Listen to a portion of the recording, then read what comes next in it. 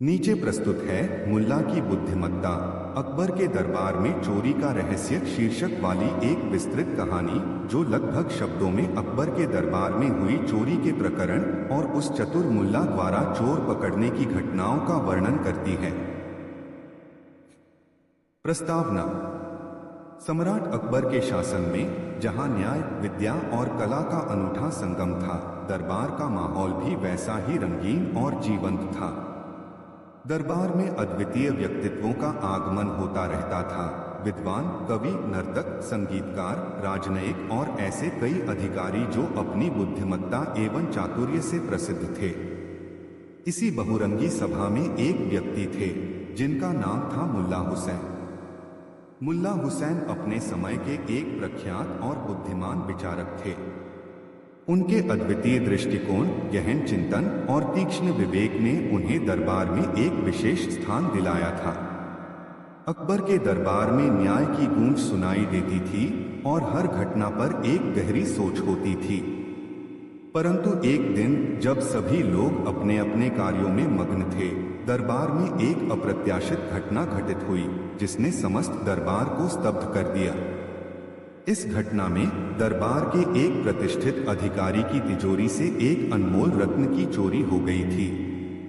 यह रत्न न केवल साम्राज्य की समृद्धि का प्रतीक था, बल्कि उस समय के कलात्मक और सांस्कृतिक विरासत का एक अभिन्न अंग भी था।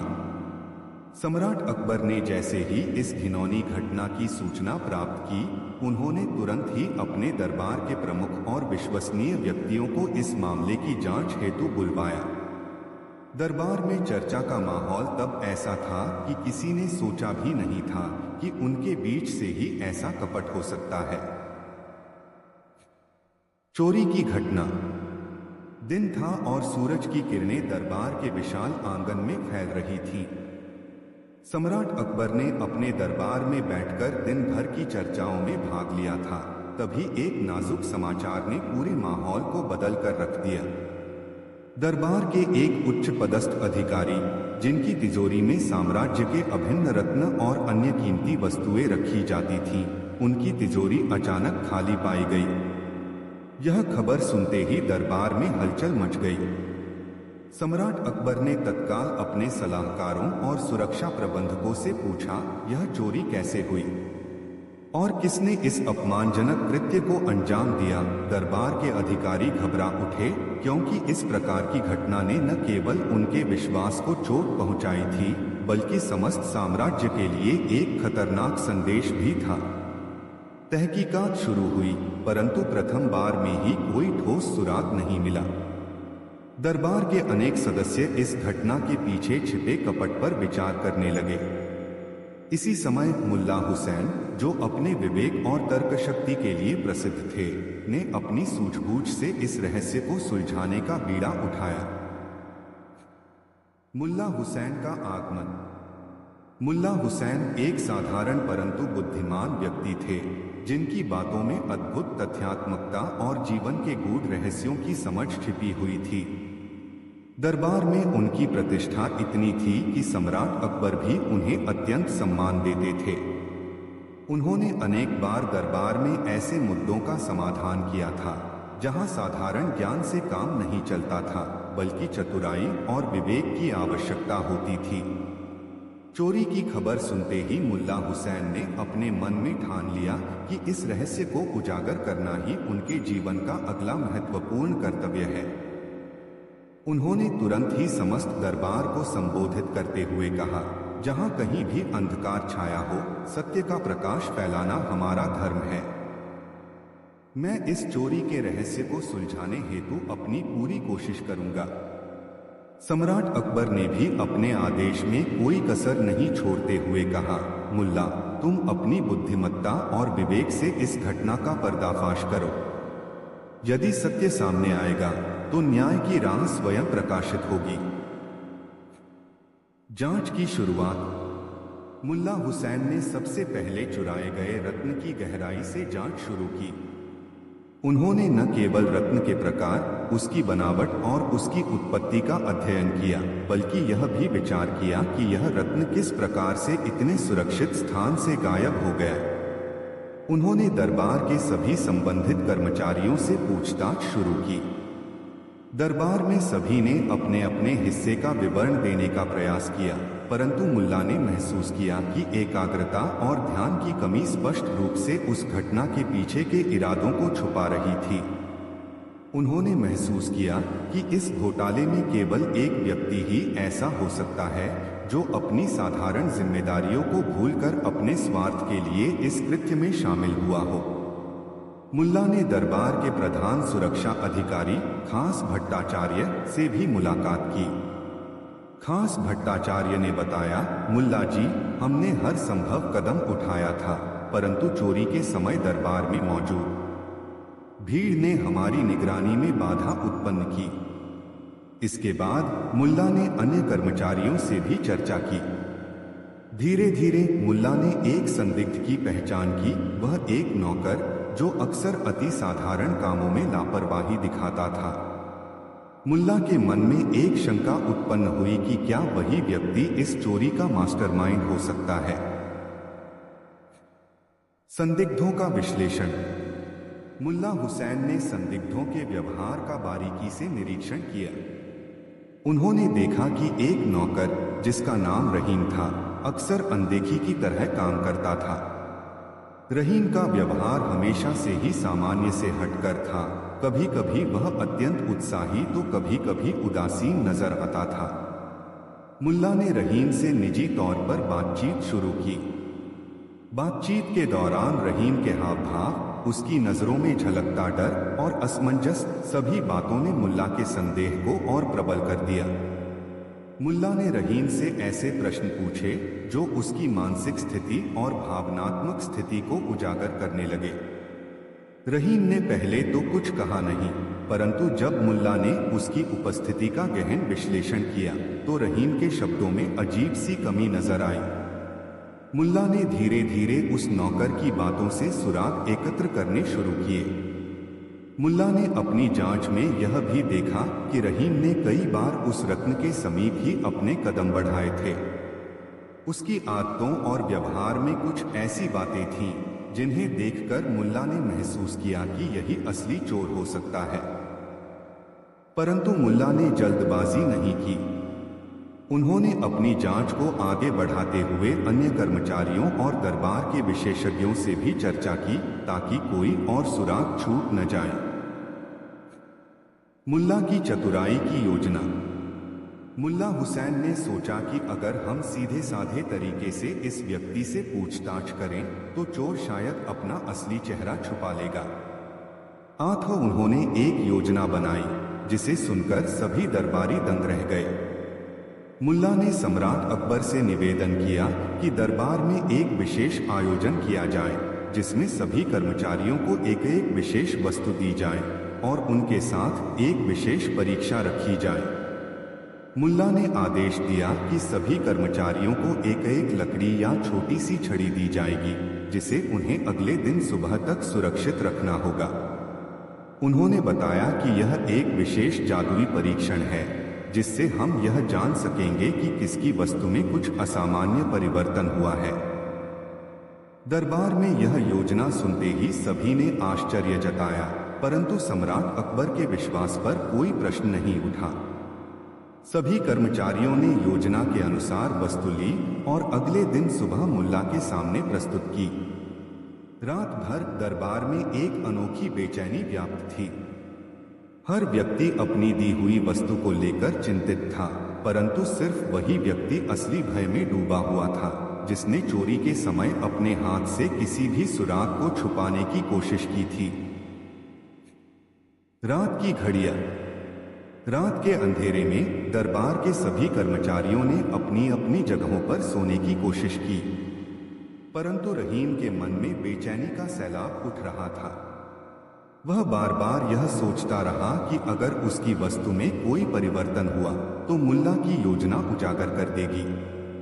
उसकी आंखों में एक अजीब सी चमक थी जो डर और अपराध बोध के मेल से उत्पन्न हुई थी। रहीम ने अपने आप से संघर्ष किया, अगर मुझे पकड़ा गया तो न केवल मेरा मान सम्मान गिरेगा बल्कि मुझे और मेरे परिवार को भी कड़ा दंड भुगतना पड़ेगा। उसकी सोच में उलझन और भय के साथ साथ चुपके से बचने का एक मंजर उभर रहा था। दरअसल रहीम ने चोरी के समय उस रत्न को छुपाने की योजना बनाई थी।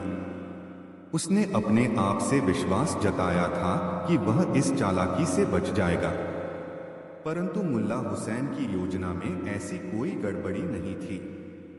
रात भर रहीम ने अपने वस्त्रों में छिपी छोटी छोटी धागों और कांच के टुकड़ों का भी ध्यान रखा ताकि सुबह उसे कोई भी असमानता दिखाई न दे। परंतु हर गहराते हुए अंधेरे में उसके मन में एक अनजानी सी बेचैनी बढ़ती ही जा रही थी। सुबह का सत्योद्घाटन। सूरज की पहली किरणों के साथ ही दरबार में एक नया उत्साह देखने को मिला। सम्राट अकबर ने मुल्ला हुसैन से कहा, मुल्ला, अब हमें इस परीक्षा का परिणाम जानना है। बताओ किसकी वस्तु में असामान्यता है। मुल्ला ने एक एक वस्तु का निरीक्षण करना शुरू किया। उन्होंने देखा कि लगभग सभी कर्मचारियों की वस्तुओं में कोई परिवर्तन नहीं हुआ था, परंतु एक वस्तु ऐसी थी जिसमें 2 इंच की वृद्धि या कमी का चिन्ह दिखाई दे रहा था। वह वस्तु रहीम की थी। मुल्ला ने मुस्कुराते हुए सम्राट अकबर की ओर देखा और बोले, जहां सत्य छिपा हुआ था वहां उसका प्रकाश आज उजागर हो गया है। यही वह व्यक्ति है जिसने चोरी के समय अपने स्वार्थ के लिए कपट किया। दरबार में तुरंत ही एक चुप्पी छा गई। सभी ने रहीम की ओर देखा, जिसके चेहरे पर अब वह भय और अपराध बोध स्पष्ट झलक रहा था। रहीम को समझ में आ गया था कि अब उसकी हर चाल पकड़ी जा चुकी है। मुल्ला का खुलासा। मुल्ला हुसैन ने सभी को शांत होते हुए समझाया, देखो, मैंने एक विशेष योजना बनाई थी। मैंने सभी कर्मचारियों को एक वस्तु दी और कहा कि इसे सुरक्षित रखना है। लेकिन इस वस्तु का असली महत्व यह था कि जो व्यक्ति अपनी वस्तु में छेड़छाड़ करेगा वह अपने भीतर के भय को प्रकट कर देगा। रहीम, जब तुमने चोरी की योजना बनाई तो तुम्हें यह डर सताने लगा कि यदि मेरी वस्तु बदल गई तो सबकी नजरें तुम पर पड़ जाएंगी। इस भय में तुमने अपनी वस्तु को छेड़ दिया, जिससे उसकी माप में अंतर आ गया। यही तुम्हारे कपट का प्रमाण है। मुल्ला ने धीरे धीरे रहीम के पास जाकर उससे सवाल जवाब किया, जिससे वह और अधिक भ्रमित और चिंतित हो गया। रहीम की आंखों में डर साफ दिखने लगा और अंततः उसने अपने अपराध का स्वीकार करते हुए कहा, हाँ, मैंने वह किया। मैंने उस दिन अपनी जिम्मेदारियों से भटककर इस कपट में हाथ आजमाया, पर अब मुझे अपनी गलती का एहसास हो चुका है। दरबार में उपस्थित सभी लोगों ने रहीम के इस कबूलनामे पर स्तब्धता से सुना। सम्राट अकबर ने भी अपने चेहरे पर गंभीरता लिए हुए कहा, तुम्हारे द्वारा किए गए इस अपराध ने दरबार का विश्वास तोड़ा है। न्याय होना चाहिए। न्याय का निर्णय। सम्राट अकबर ने तुरंत ही रहीम के खिलाफ सख्त कदम उठाने का निर्णय किया।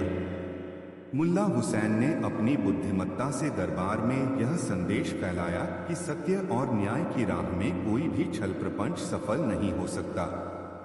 सम्राट ने आदेश दिया कि रहीम को तत्काल दरबार से बहिष्कृत किया जाए और उसके परिवार के खिलाफ भी कड़ी कार्रवाई की जाए।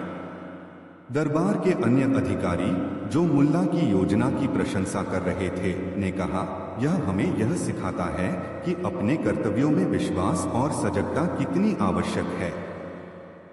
रहीम को न केवल शारीरिक दंड भुगतना पड़ा, बल्कि उसे अपने अंदर की भूल भुलैया से बाहर निकलने का सबक भी मिल गया।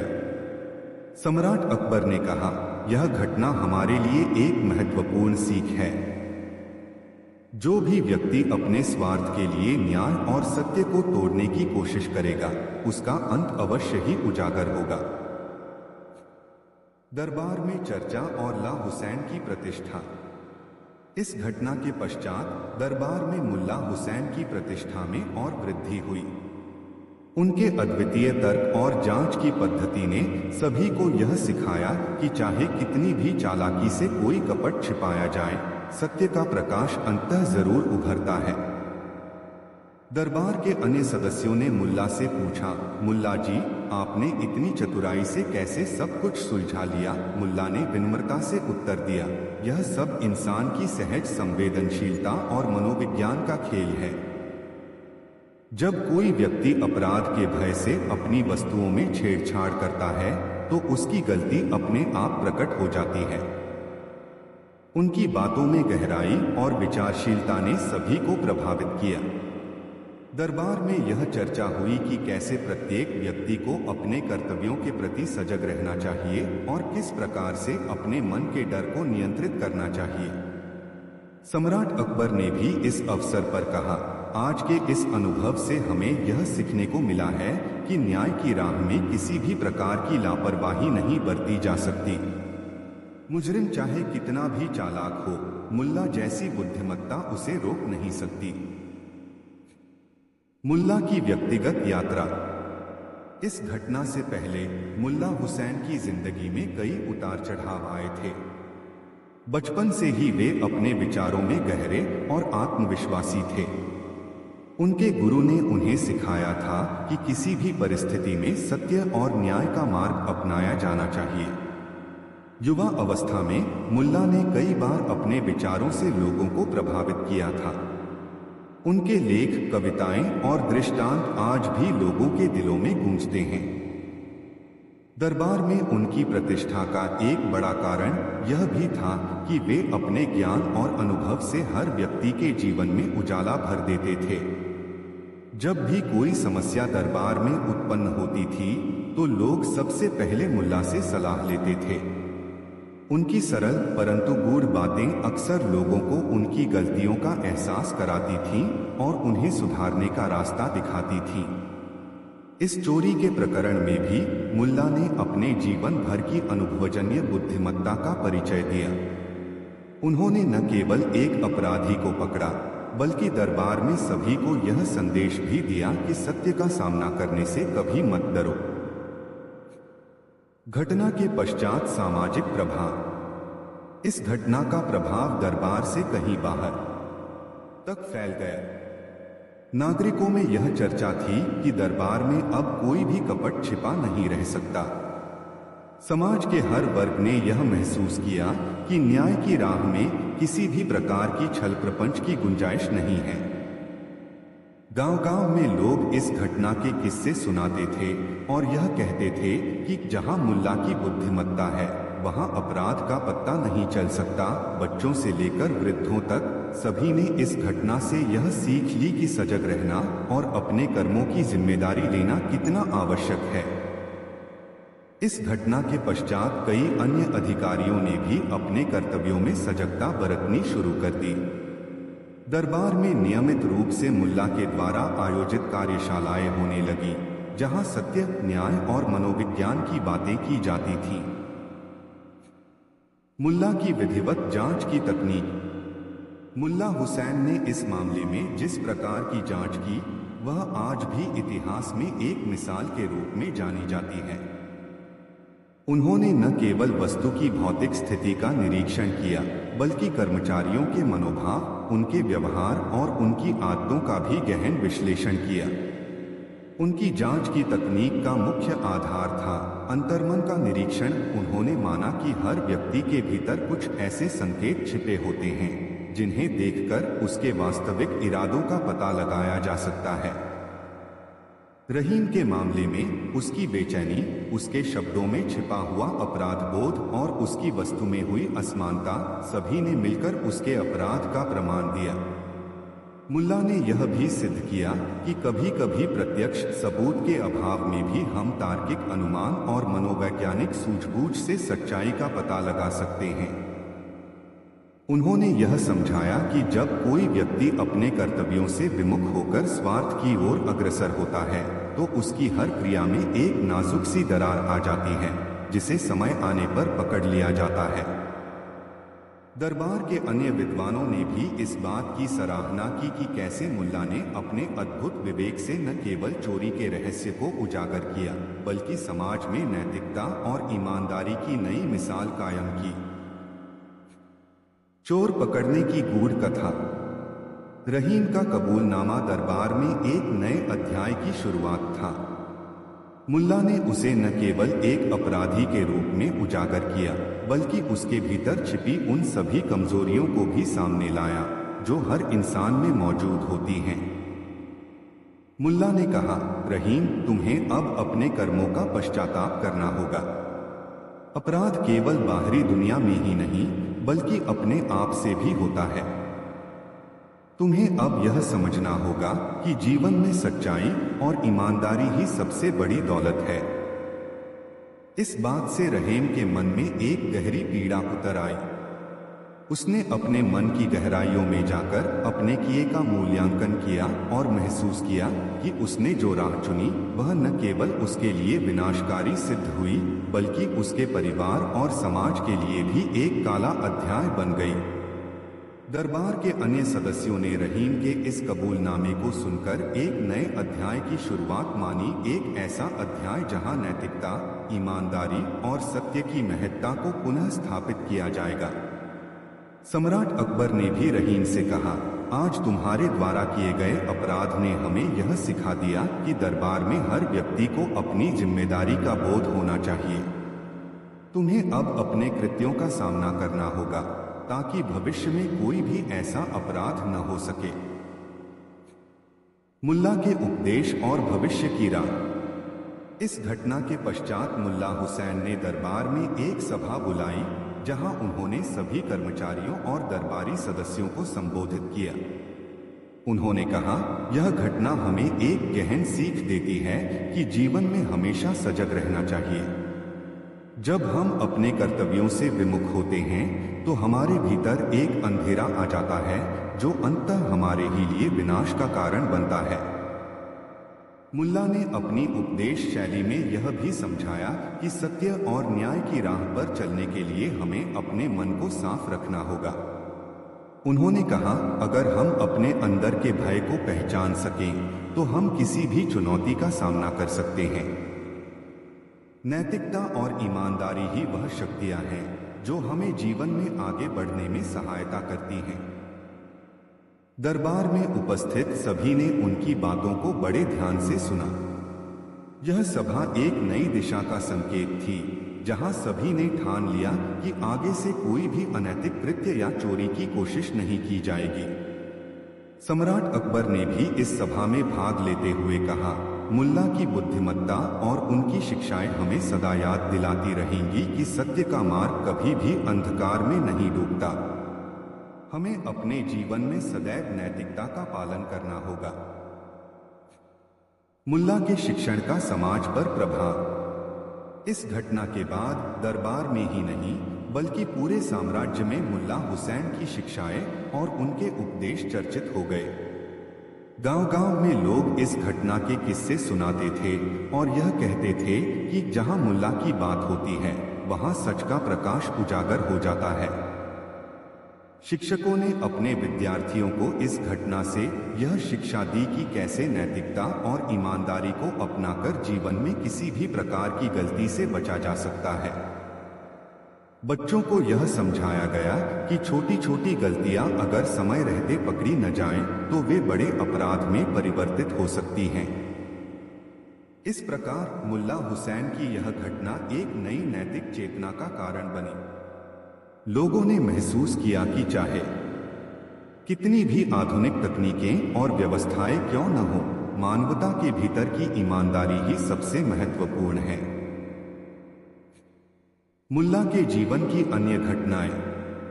मुल्ला हुसैन की कहानी केवल उसी चोरी तक ही सीमित नहीं थी। उनके जीवन में कई ऐसे मोड़ आए जहां उन्होंने अपने अद्वितीय विवेक से न केवल कठिन समस्याओं का समाधान किया, बल्कि दरबार में एक नया आदर्श स्थापित किया।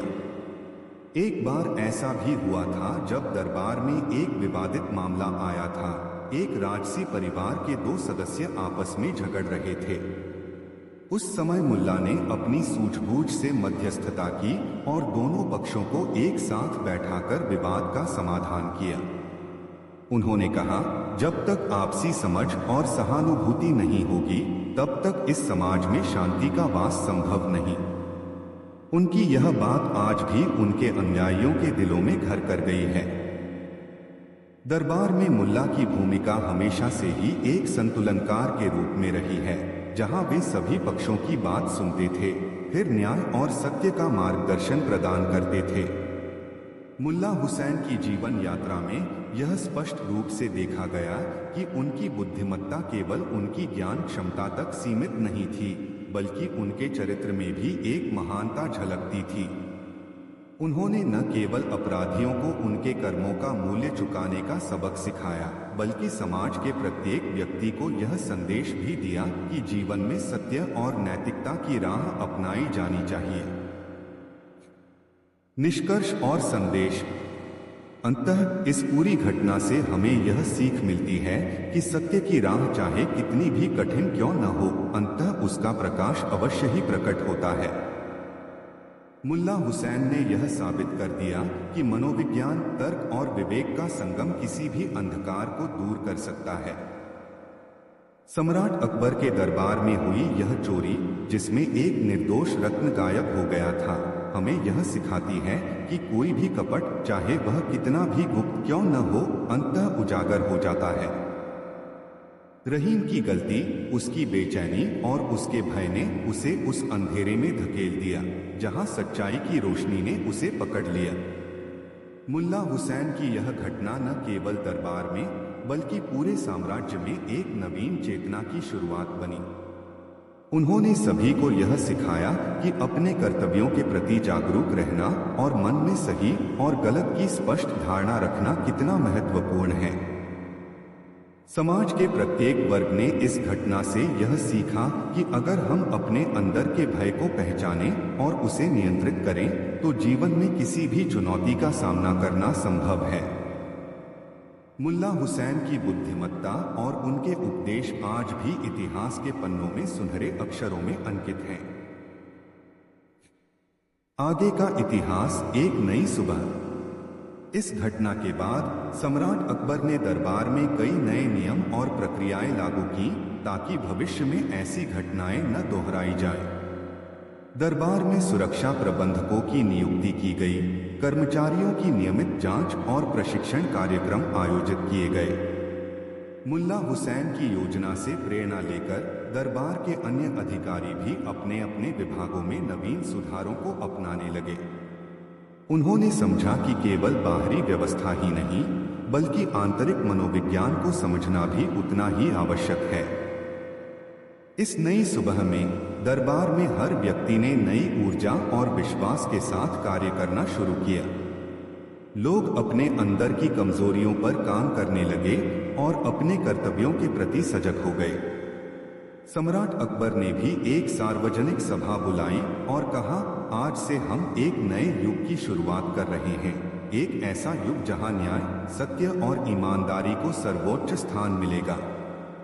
जो भी इस व्यवस्था का उल्लंघन करेगा, उसे कठोर दंड भुगतना पड़ेगा। इस घोषणा ने पूरे साम्राज्य में एक नई उमंग और उत्साह भर दिया। लोगों ने महसूस किया कि अब उनके जीवन में कोई भी अंधकार छाया नहीं रह सकता, क्योंकि सत्य का प्रकाश हर कोने तक फैल चुका है। नीचे प्रस्तुत है अकबर के दरबार में चोरी के बाद की कहानी, परिवर्तन की प्रतिज्ञा नामक आगे का अध्याय, जिसमें दरबार के सुधारों के बाद उत्पन्न नई चुनौतियां, सामाजिक और राजनैतिक परिवर्तनों की जटिल गाथा और मुल्ला हुसैन तथा सम्राट अकबर के नेतृत्व में नवयुग की ओर अग्रसरता का विस्तृत वर्णन मिलता है।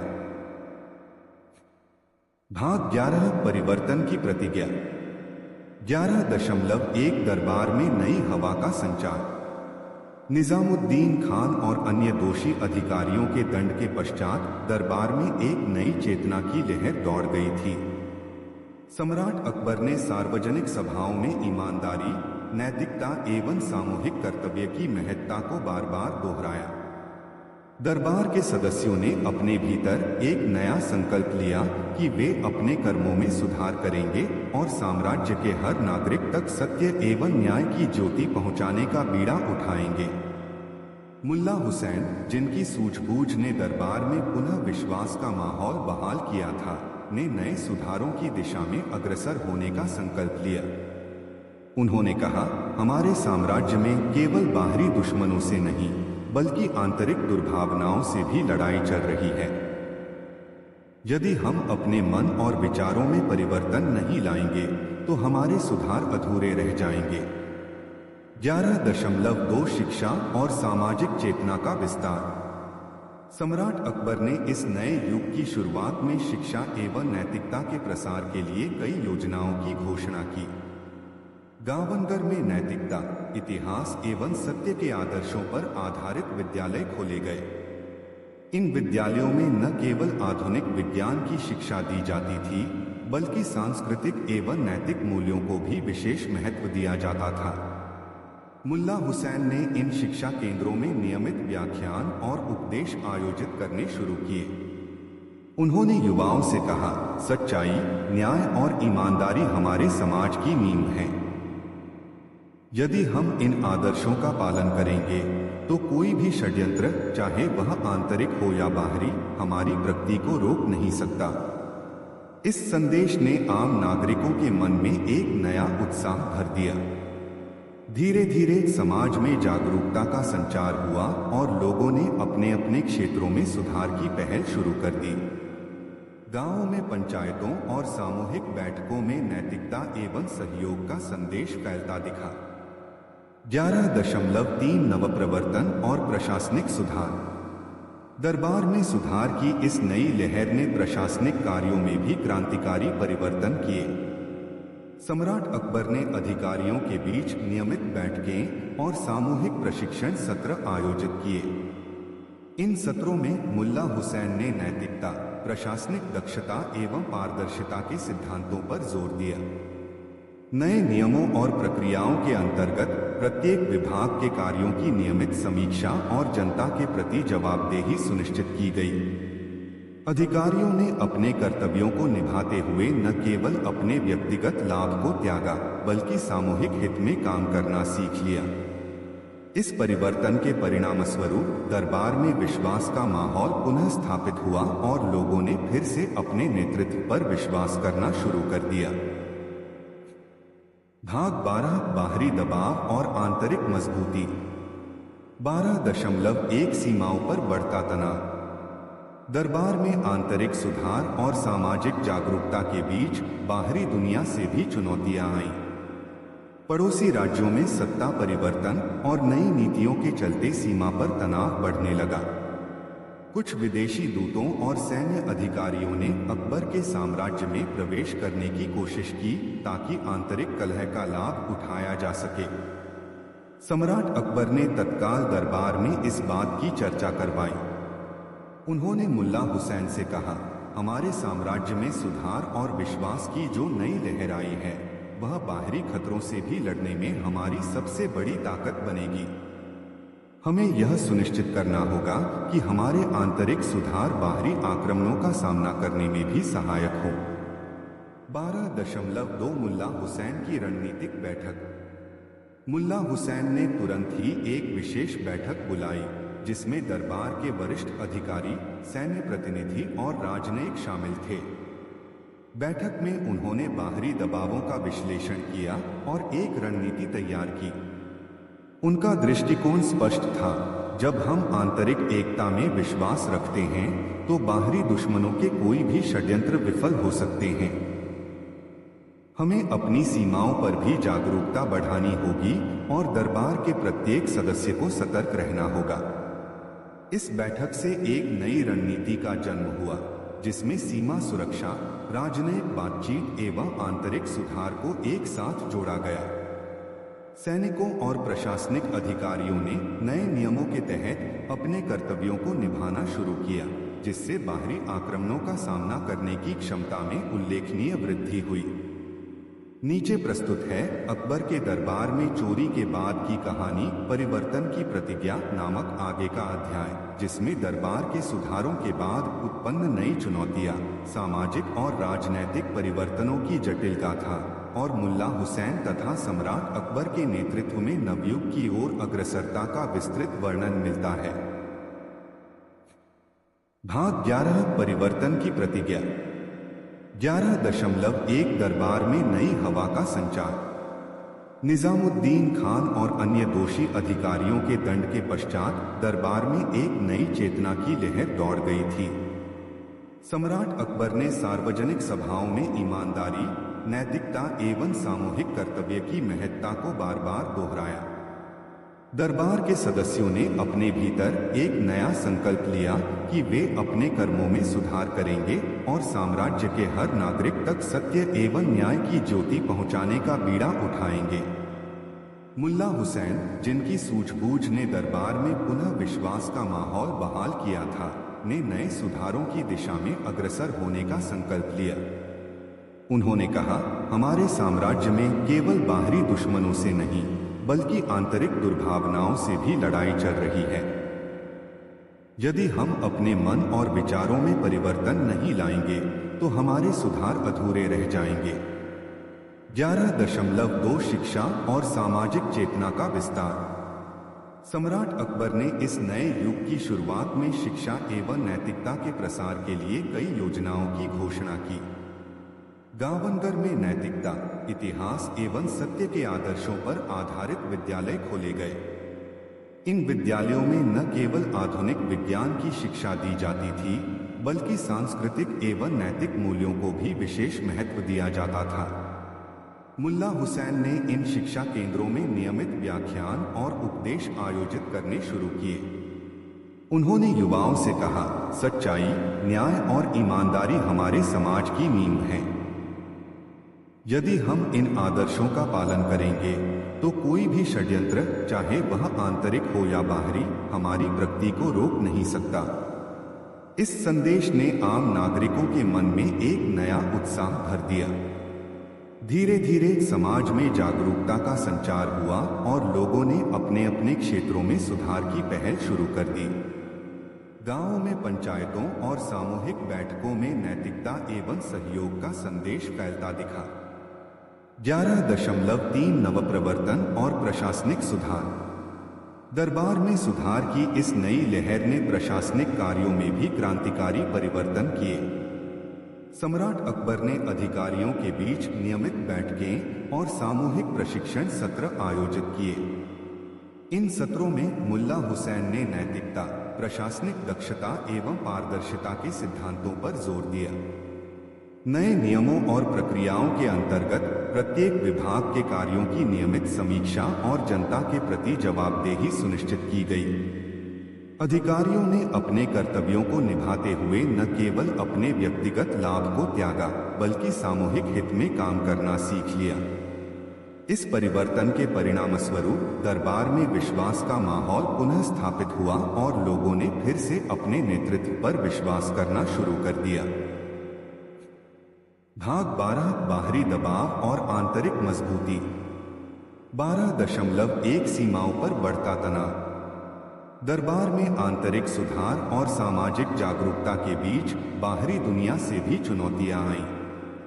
पड़ोसी राज्यों में सत्ता परिवर्तन और नई नीतियों के चलते सीमा पर तनाव बढ़ने लगा। कुछ विदेशी दूतों और सैन्य अधिकारियों ने अकबर के साम्राज्य में प्रवेश करने की कोशिश की ताकि आंतरिक कलह का लाभ उठाया जा सके। सम्राट अकबर ने तत्काल दरबार में इस बात की चर्चा करवाई। उन्होंने मुल्ला हुसैन से कहा, हमारे साम्राज्य में सुधार और विश्वास की जो नई लहर आई है, वह बाहरी खतरों से भी लड़ने में हमारी सबसे बड़ी ताकत बनेगी। हमें यह सुनिश्चित करना होगा कि हमारे आंतरिक सुधार बाहरी आक्रमणों का सामना करने में भी सहायक हो।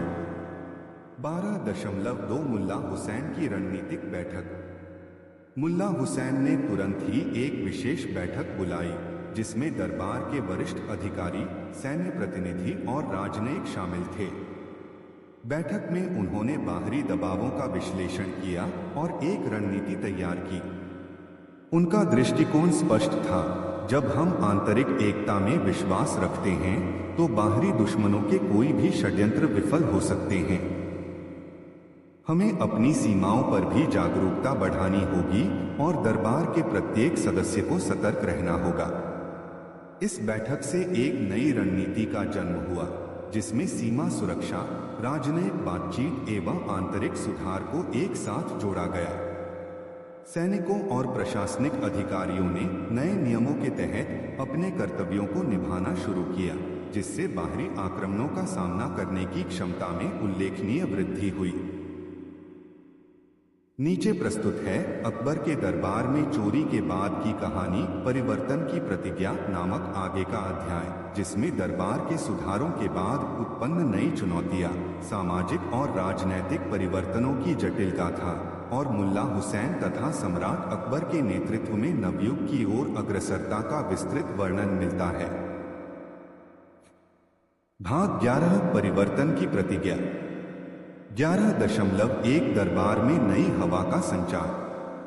निजामुद्दीन खान और अन्य दोषी अधिकारियों के दंड के पश्चात दरबार में एक नई चेतना की लहर दौड़ गई थी। सम्राट अकबर ने सार्वजनिक सभाओं में ईमानदारी, नैतिकता एवं सामूहिक कर्तव्य की महत्ता को बार बार दोहराया। दरबार के सदस्यों ने अपने भीतर एक नया संकल्प लिया कि वे अपने कर्मों में सुधार करेंगे और साम्राज्य के हर नागरिक तक सत्य एवं न्याय की ज्योति पहुंचाने का बीड़ा उठाएंगे। मुल्ला हुसैन, जिनकी सूझबूझ ने दरबार में पुनः विश्वास का माहौल बहाल किया था, ने नए सुधारों की दिशा में अग्रसर होने का संकल्प लिया। उन्होंने कहा, हमारे साम्राज्य में केवल बाहरी दुश्मनों से नहीं बल्कि आंतरिक दुर्भावनाओं से भी लड़ाई चल रही है। यदि हम अपने मन और विचारों में परिवर्तन नहीं लाएंगे तो हमारे सुधार अधूरे रह जाएंगे। 11.2 शिक्षा और सामाजिक चेतना का विस्तार। सम्राट अकबर ने इस नए युग की शुरुआत में शिक्षा एवं नैतिकता के प्रसार के लिए कई योजनाओं की घोषणा की। गावनगर में नैतिकता, इतिहास एवं सत्य के आदर्शों पर आधारित विद्यालय खोले गए।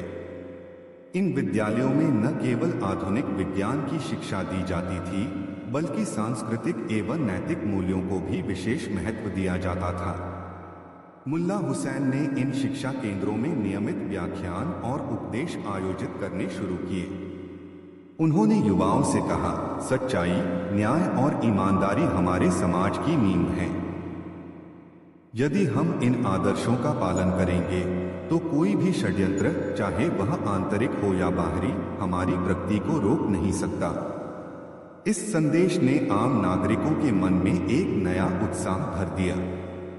धीरे धीरे समाज में जागरूकता का संचार हुआ और लोगों ने अपने अपने क्षेत्रों में सुधार की पहल शुरू कर दी। गांवों में पंचायतों और सामूहिक बैठकों में नैतिकता एवं सहयोग का संदेश फैलता दिखा। 11.3 नवप्रवर्तन और प्रशासनिक सुधार। दरबार में सुधार की इस नई लहर ने प्रशासनिक कार्यों में भी क्रांतिकारी परिवर्तन किए। सम्राट अकबर ने अधिकारियों के बीच नियमित बैठकें और सामूहिक प्रशिक्षण सत्र आयोजित किए।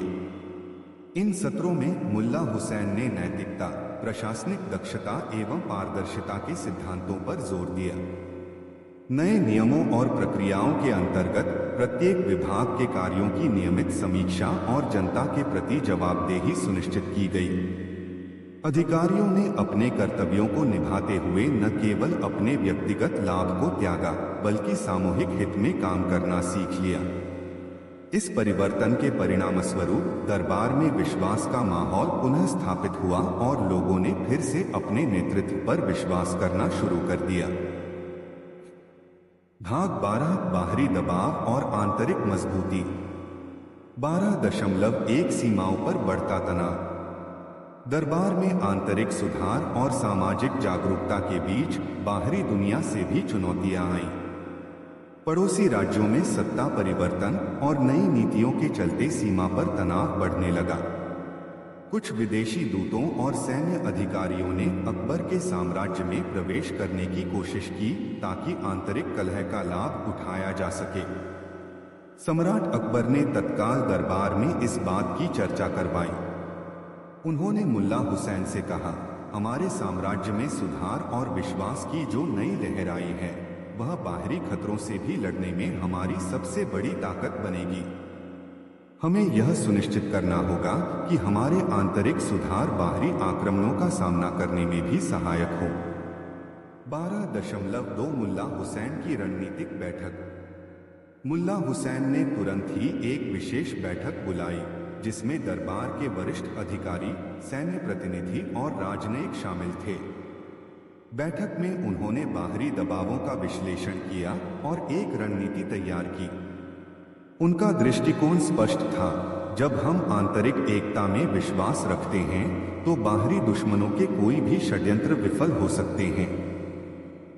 हमें अपनी सीमाओं पर भी जागरूकता बढ़ानी होगी और दरबार के प्रत्येक सदस्य को सतर्क रहना होगा। इस बैठक से एक नई रणनीति का जन्म हुआ जिसमें सीमा सुरक्षा, राजनयिक बातचीत एवं आंतरिक सुधार को एक साथ जोड़ा गया। सैनिकों और प्रशासनिक अधिकारियों ने नए नियमों के तहत अपने कर्तव्यों को निभाना शुरू किया, जिससे बाहरी आक्रमणों का सामना करने की क्षमता में उल्लेखनीय वृद्धि हुई।